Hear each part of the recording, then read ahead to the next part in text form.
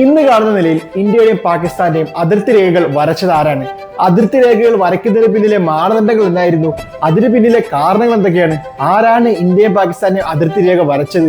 ഇതിനെക്കുറിച്ചുള്ള വിശദമായ ഒരു വീഡിയോ ആണ് ഇന്ന് ഞാൻ ചെയ്യാൻ പോകുന്നത്. 1947 ഡൽഹിയിലെ ഒരു അടച്ചിട്ട മുറിയിൽ ഒരാൾ ഒരു മാപ്പിന് വര വരച്ചുകൊണ്ടിരിക്കുകയായിരുന്നു. അദ്ദേഹത്തിന്റെ കൈകളിൽ കുറച്ച് പേപ്പറുകളും കുറച്ച് ജനസംഖ്യാ രേഖകളും മാത്രമായിരുന്നു അദ്ദേഹത്തിന്റെ കയ്യിൽ ഉണ്ടായിരുന്നത്. അദ്ദേഹം ഒരിക്കലും ചിന്തിച്ചിരുന്നില്ല താൻ പെൻസിൽ വര കൊണ്ട് വരയ്ക്കുന്ന ആ വരകൾ 20 കോടിയോളം ജനങ്ങൾ ഭൂരഹിതരാകുമെന്നും ലക്ഷക്കണക്കിന് ആളുകൾ മരിക്കുമെന്നും. അദ്ദേഹം വരയ്ക്കുന്നത് എവിടേക്കാന്ന് പോലും അദ്ദേഹത്തിന് പോലും അറിയില്ലായിരുന്നു. എന്തിനേറെ പറയണം, അദ്ദേഹത്തിന് പഞ്ചാബ് എവിടെയാണ്, പശ്ചിമ ബംഗാൾ എവിടെയാണെന്ന് പോലും അറിയത്തില്ല. ഇതിനു മുമ്പ് അദ്ദേഹം ഇന്ത്യയിൽ പോലും സഞ്ചരിച്ചിട്ട് പോലുമില്ല. ഇന്ത്യയെക്കുറിച്ച് കാര്യമായ അറിവുകളുമില്ല. ഇന്ത്യയുടെ ഘടന എങ്ങനെയാണെന്ന് അറിയത്തില്ല. ജനസംഖ്യ അനുപാതം എങ്ങനെയാണെന്ന് അറിയാത്ത ഒരു വ്യക്തിയാണ് ഇന്ത്യയുടെയും പാകിസ്ഥാന്റെയും അതിർത്തി രേഖ വരച്ചത്. അന്നത്തെ കാലത്ത് ഇന്ത്യക്കും പാകിസ്ഥാനും ഇടയിൽ അതിർത്തി വരയ്ക്കുന്നതിൽ നിഷ്പക്ഷനും പശ്ചാത്താപമില്ലാത്തവനുമായ ഒരാൾ വേണമെന്ന് നിർബന്ധമുണ്ടായിരുന്നു കോൺഗ്രസിനും അന്നത്തെ മുസ്ലിം ലീഗിനും. അതുകൊണ്ട് തന്നെ അന്നത്തെ ബ്രിട്ടീഷ് ഭരണകൂടമാണ് സിറിക് റാഡ്ക്ലിഫിനെ അതിർത്തി രേഖ വരയ്ക്കുന്നതിന് ഭാഗമായി നിയമിച്ചത്. അദ്ദേഹത്തിന് കോൺഗ്രസ് പക്ഷവുമില്ലായിരുന്നു, അന്നത്തെ കാലത്തെ മുസ്ലിം ലീഗിന്റെ പക്ഷവുമില്ലായിരുന്നു. അദ്ദേഹം ഇംഗ്ലണ്ടിൽ വളരെ ബഹുമാനിക്കപ്പെട്ടവനും വലിയ നിയമവിദഗ്ധനുമായ ഒരു പ്രശസ്ത വ്യക്തി കൂടിയായിരുന്നു. ഇദ്ദേഹം വരുന്നതിന് തൊട്ട് മുമ്പ്, കൃത്യം പറഞ്ഞാൽ 1947 ജൂൺ 3 ഓൾ ഇന്ത്യ റേഡിയോയിലൂടെ തന്നെ പ്രഖ്യാപിച്ചിരുന്നു അവസാനത്തെ ഇന്ത്യൻ വൈസ്രോയിയായ ലോർഡ് ലൂയിസ് മൗണ്ട് ബാറ്റൻ ആയിരിക്കുമെന്നും ആ പ്രഖ്യാപനം നടത്തി. ബ്രിട്ടീഷുകാർ ഇന്ത്യ വിടുകയാണെന്നും 1947 ഓഗസ്റ്റ് 15 ഇന്ത്യയിൽ നിന്ന് വിട്ടുപോകുമെന്നും അവർ പ്രഖ്യാപനം നടത്തി. പക്ഷേ ഒരു പ്രധാനപ്പെട്ട നിബന്ധന ഉണ്ടായിരുന്നു, ഇന്ത്യയെ രണ്ടായി വിഭജിക്കണമെന്നുള്ള നിയമം. കാരണം ഒരു സമൂഹത്തിന് ഭൂരിപക്ഷമുള്ള വലിയ പ്രദേശങ്ങളിൽ മറ്റൊരു സമൂഹത്തിന് ഭൂരിപക്ഷമുള്ളവരുടെ കീഴിൽ നിയന്ത്രണം വരുമ്പോൾ ആ സമൂഹത്തിന്, അതായത് അവിടുത്തെ ന്യൂനപക്ഷ സമൂഹത്തിന്റെ അവകാശങ്ങൾ നേടിയെടുക്കാൻ സാധിക്കത്തില്ല എന്നുള്ള രീതിയിൽ ആയിരുന്നു അതിന് പ്രധാന കാരണം.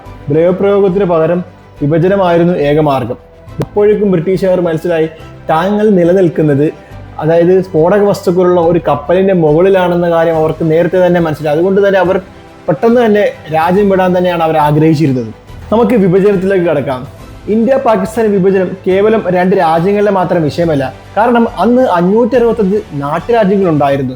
നാട്ടുരാജ്യങ്ങൾ കൂടി ചേർന്നായിരുന്നു അന്നത്തെ പ്രധാനപ്പെട്ട ഇന്ത്യ പാകിസ്ഥാനി എന്ന് പറയുന്നത്. കാരണം അന്നൊരു രാജ്യമായിട്ടില്ല. പല നാട്ടുരാജ്യത്തിലെ രാജാക്കന്മാരും ആഗ്രഹിച്ചത് അവർ സ്വതന്ത്ര രാജ്യമായി നിലനിൽക്കണമെന്ന് തന്നെ ആയിരുന്നു. അതിന് പ്രധാനപ്പെട്ട ഉദാഹരണമാണ് ഹൈദരാബാദും ജമ്മു കാശ്മീരും. ഒരു പക്ഷേ അന്ന് അങ്ങനെ സംഭവിച്ചിരുന്നെങ്കിൽ, അന്ന് 500 നാട്ടുരാജ്യങ്ങൾ സ്വതന്ത്രമായിരുന്നെങ്കിൽ ഇന്ന് ഇന്ത്യ എന്ന് പറയുന്ന രാജ്യം കാണുകയുമില്ല. കേവലം ചെറിയ ചെറിയ രാജ്യങ്ങളെ നമ്മുടെ ഭൂപടം പോലും മാറിപ്പോയേനെ. ഇന്നത്തെ വീഡിയോയിൽ നമ്മൾ പറയാൻ പോകുന്നത് ഇന്ത്യയുടെ വിഭജനത്തെക്കുറിച്ചും അതുപോലെ തന്നെ 561 നാട്ടുരാജ്യങ്ങൾ കൂടിച്ചേർന്നതിനെ കുറിച്ചുള്ള ഒരു വിശദമായ വീഡിയോ ആണ്. പിന്നീടുണ്ടായ പ്രധാന പ്രശ്നമാണ് 2 രാജ്യങ്ങൾക്കിടയിലുണ്ടായ പേര്. മുഹമ്മദ് അലി ജിന്ന തന്റെ രാജ്യത്ത് പാകിസ്ഥാൻ എന്നായിരുന്നു അദ്ദേഹം ആഗ്രഹിച്ചിരുന്നത്. എന്നാൽ അന്നത്തെ കാലത്ത് കോൺഗ്രസ് ആഗ്രഹിച്ചിരുന്നത് ഇന്ത്യ എന്ന പേര് തന്നെ ആയിരുന്നു. പക്ഷേ ഇന്ത്യ എന്ന പേരിനോട് ജിന്നയ്ക്ക് എതിർപ്പുണ്ടായിരുന്നു. ജിന്നയുടെ നിലപാട് ഇങ്ങനെയായിരുന്നു, ഹിന്ദുസ്ഥാൻ എന്നും പാകിസ്ഥാൻ എന്നും ചേർന്ന ഒരാശയമാണ് ഇന്ത്യ എന്നത്. പക്ഷേ കോൺഗ്രസ് പറഞ്ഞത് ഇങ്ങനെയാണ്, ഇന്ത്യയിൽ നിന്നാണ് പാകിസ്ഥാൻ വിഭജിച്ചു പോയത്, അതുകൊണ്ട് എന്തുകൊണ്ട് ഇന്ത്യയുടെ പേര് മാറ്റണമെന്നായിരുന്നു കോൺഗ്രസിന്റെ ആവശ്യം. ഇത് ജവഹർലാൽ നെഹ്റു അന്നത്തെ വൈസ്രോയിലോട് സംസാരിച്ചു. വൈസ്രോയിൽ യുക്തിസഹമായി ഇന്ത്യക്ക് അനുകൂലമായി തീരുമാനമെടുത്തു. ഇത് മുഹമ്മദ് അലി ജിന്നയെ വലിയ രീതിയിൽ പ്രകോപിപ്പിച്ചു. മൂന്നാമത്തെ ഏറ്റവും വലിയ പ്രതിസന്ധി എന്ന് പറയുന്നത്, ഇന്ത്യയും പാകിസ്ഥാനും വിഭജിക്കുമ്പോൾ അതിർത്തി എന്തിന് മാനദണ്ഡമാക്കിയായിരിക്കണം, എങ്ങനെയായിരിക്കും അതിർത്തി രേഖ വരയ്ക്കേണ്ടത് എന്നായിരുന്നു പ്രധാനപ്പെട്ട പ്രശ്നം. ഇക്കാര്യത്തിൽ ജിന്നയും നെഹ്റുവും തമ്മിൽ ഒരു ധാരണയിലെത്താൻ സാധിച്ചില്ല. അതുകൊണ്ട് തന്നെ അന്നത്തെ കാലത്തെ ബ്രിട്ടീഷ് ഗവൺമെന്റ് ലണ്ടനിൽ നിന്നും സർ സിറിക് റാഡ്ക്ലിഫിനെ അദ്ദേഹം വരുത്തിച്ചു. 1947 ജൂലൈ 4 1947 ജൂലൈ 8 റാഡ്ക്ലിഫിൻ ഇന്ത്യയിലെത്തുന്നത്. അദ്ദേഹം പറയുന്നത് ഈ വിഭജനം കൈകാര്യം ചെയ്യാൻ അദ്ദേഹത്തിന് മതിയായ സമയം വേണമെന്നായിരുന്നു ആവശ്യപ്പെട്ടത്. പക്ഷെ അന്നത്തെ മൗണ്ട് ബാറ്റൻ പറഞ്ഞത് ഓഗസ്റ്റ് 15 മുന്നേ തന്നെ എല്ലാ കാര്യങ്ങളും ചെയ്തിരിക്കണം. അത് മാത്രമല്ല, ഇത് വലിയ കോംപ്ലക്സ് നിറഞ്ഞ പദ്ധതിയല്ല, ജസ്റ്റ് പഞ്ചാബും പശ്ചിമ ബംഗാളിന്റെ കാര്യം മാത്രം അതിർത്തി രേഖയിൽ നോക്കിയാൽ മതി, ബാക്കിയെല്ലാം വളരെ എളുപ്പമാണെന്നാണ് അന്നത്തെ വൈസ്രോയിൽ സർ സിറിക് ക്ലിഫിനോട് പറഞ്ഞത്. പക്ഷേ ഏറ്റവും വിഷമകരമായ കാര്യമെന്നാൽ അദ്ദേഹത്തിന് ഈ വിഭജിക്കപ്പെട്ട സ്ഥലം കാണാനോ അതിന്റെ ശാസ്ത്രീയ ഘടനയെക്കുറിച്ച് പഠിക്കാനോ അല്ലെങ്കിൽ അതിന്റെ ജോഗ്രഫിക്കലായിട്ടുള്ള പ്രത്യേകതയെക്കുറിച്ച് പഠിക്കാനോ ജനസംഖ്യയെക്കുറിച്ച് പഠിക്കാനോ മതാടിസ്ഥാനത്തിൽ ഏത് വിഭാഗക്കാരാണ് ഏറ്റവും കൂടുതലുള്ള പ്രദേശമെന്ന് പോലും തിരിച്ചറിയാത്ത രീതിയിൽ പോലും അതുപോലും അദ്ദേഹത്തിന് മനസ്സിലാക്കാൻ സമയം ലഭിച്ചിരുന്നില്ല. അതിന് പകരമായി മുസ്ലിം ലീഗിൽ നിന്നും 2 പേരും കോൺഗ്രസിൽ നിന്ന് 2 പേരെയും അദ്ദേഹത്തിന്റെ സഹായത്തിനായി നിയമിച്ചു. പക്ഷേ രണ്ടും 2 ആശയത്തിന്റെ ആൾക്കാരായതിനാൽ അവിടെയും ഭിന്നാഭിപ്രായങ്ങൾ തന്നെയായിരുന്നു ഉണ്ടായിരുന്നത്. വിഭജനത്തിന്റെ അടിസ്ഥാന തത്വം എന്ന് പറയുന്നത് മുസ്ലിം ഭൂരിപക്ഷ പ്രദേശങ്ങൾ പാകിസ്ഥാനും ഹിന്ദുക്കൾക്കും സിഖുകാരും ഭൂരിപക്ഷ പ്രദേശങ്ങൾ ഇന്ത്യക്കും എന്ന രീതിയിലായിരുന്നു വിഭജനം നടത്തിയത്. പക്ഷേ റാഡ്ക്ലിഫിന്റെ കയ്യിൽ ഉണ്ടായിരുന്ന മാപ്പ് വിശ്വസനീയമായിരുന്നില്ല. അതുകൂടാതെ ജനസംഖ്യ അനുപാതവും വളരെ തെറ്റായ രീതിയിലുള്ളതായിരുന്നു അദ്ദേഹത്തിന്റെ കയ്യിൽ കിട്ടിയത്.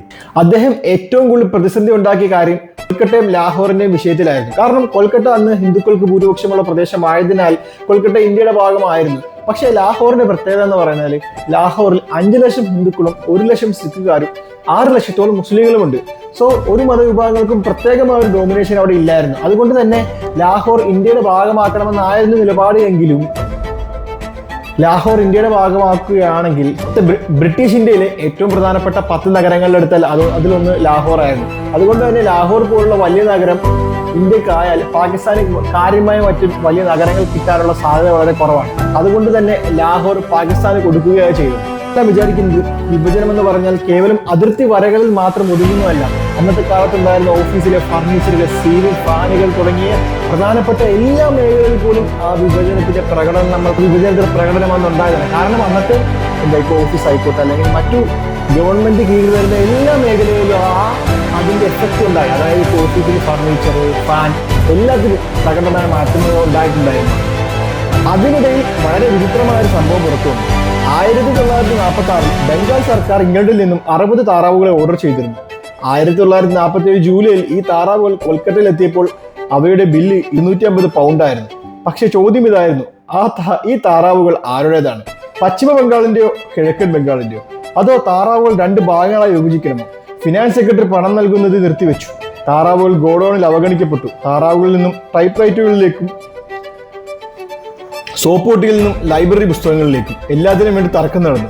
അതിർത്തി വരയ്ക്കുന്നതിനുള്ള 2000 പൗണ്ട് പ്രതിഫലം പോലും റാഡ്ക്ലിഫ് സ്വീകരിക്കാൻ വിസമ്മതിച്ചു. അദ്ദേഹം പറഞ്ഞു, ഇത് ബ്രിട്ടീഷ് സാമ്രാജ്യത്തിനോടുള്ള എന്റെ കടമയാണ്. പക്ഷെ താൻ വരയ്ക്കുന്ന ആ രേഖ ഇത്രയധികം മനുഷ്യരുടെ ജീവൻ തകർക്കുമെന്ന് അദ്ദേഹം ഒരിക്കലും പ്രതീക്ഷിച്ചിരുന്നില്ല.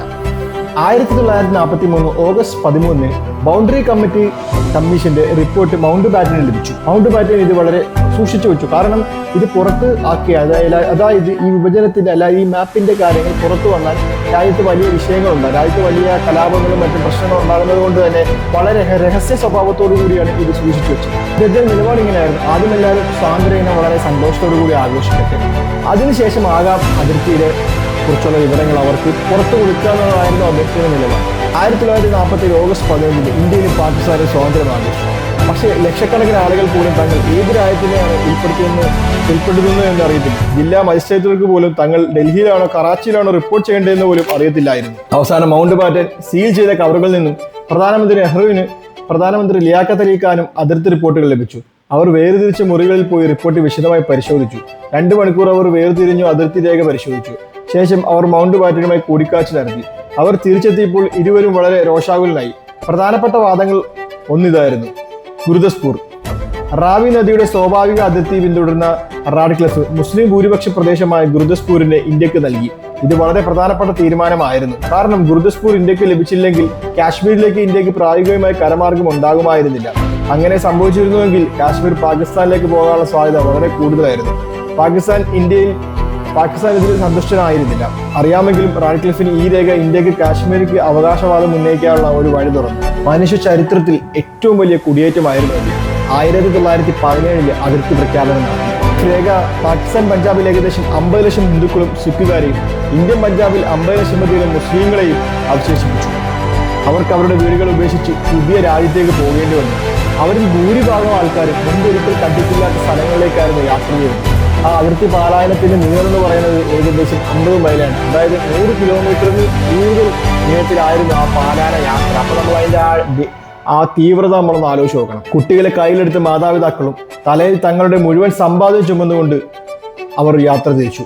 അവർ ഒരിക്കലും കണ്ടിട്ടില്ലാത്ത ഒരു രാജ്യത്തേക്കായിരുന്നു യാത്ര. സ്വാഭാവികമായും ഇവർ വലിയ ഭയത്തിലും ദുഃഖത്തിലുമായിരുന്നു. സാഹചര്യം നിയന്ത്രിക്കാൻ സർക്കാർ പഞ്ചാബ് ബൗണ്ടറി ഫോഴ്സ് രൂപീകരിച്ചു. നിയമവും ക്രമസമാധാനവും നിലനിർത്താൻ കൂടി ജനങ്ങളുടെ ഈ പാലായനത്തിൽ ഈ 55,000 പേരുടെ സൈന്യം യാതൊരു വിധത്തിൽ ഗുണം ചെയ്തില്ല. ഈ വിഭജനത്തിൽ ഏറ്റവും ഭയാനകരമായ സംഭവം സംഭവിച്ചത് ട്രെയിനുകളിൽ ഉണ്ടായ ചില കാര്യങ്ങളാണ്. അതായത് ലാഹോറിൽ നിന്നും പുറപ്പെട്ട 10th ഡോൺ എക്സ്പ്രസ് അമൃത്സറിൽ സാധാരണഗതിയിൽ ഇത്തരം ട്രെയിൻ അമൃത്സറിൽ എത്തുമ്പോൾ തിങ്ങി നിറഞ്ഞ ആളുകളും വളരെ ശബ്ദ കോലാഹലങ്ങളോട് കൂടിയാണ് അമൃത്സറിൽ എത്താറ്. പക്ഷെ അന്നത്തെ ദിവസം ഒരു ഭയാനകരമായ നിശബ്ദതയാണ് അമൃത്സർ റെയിൽവേ സ്റ്റേഷനിൽ ഈ ട്രെയിൻ എത്തിയപ്പോൾ ഉണ്ടായത്. ചുറ്റും ആരെയും തന്നെ കാണാൻ സാധിച്ചില്ല. ട്രെയിനിന്റെ വാതിൽ തുറന്ന് നോക്കിയപ്പോൾ ഫുള്ള് മൃതദേഹങ്ങളായിരുന്നു. എന്നിട്ട് ട്രെയിനുള്ളിൽ മുഴുവനും മൃതദേഹങ്ങളായിരുന്നു. അന്നേരം ട്രെയിനിൽ എഴുതി വെച്ച വാചകങ്ങൾ ഇങ്ങനെയായിരുന്നു: പട്ടേലിനും നെഹ്റുവിനും ഞങ്ങളുടെ സ്വാതന്ത്ര്യദിന ആശംസകൾ എന്ന് പറഞ്ഞു. ഇത് ഒരു സൈഡിലേക്ക് മാത്രമല്ല, ഇന്ത്യയിൽ നിന്നും പാകിസ്ഥാനിലേക്കുള്ള ട്രെയിനും പാകിസ്ഥാനിൽ നിന്നും ഇന്ത്യയിലേക്കുള്ള ട്രെയിനുകളും പരസ്പരം എന്താണ് ഇതുപോലെ കത്തി നിറഞ്ഞ മൃതദേഹങ്ങൾ മാത്രമായിരുന്നു നമുക്ക് അന്ന് കാണാൻ സാധിക്കുന്നത്. ഇത് ചരിത്രത്തിൽ തന്നെ ഏറ്റവും ഭീതിജനകമായ ഒരു കാര്യങ്ങൾ ഒന്നായിരുന്നു.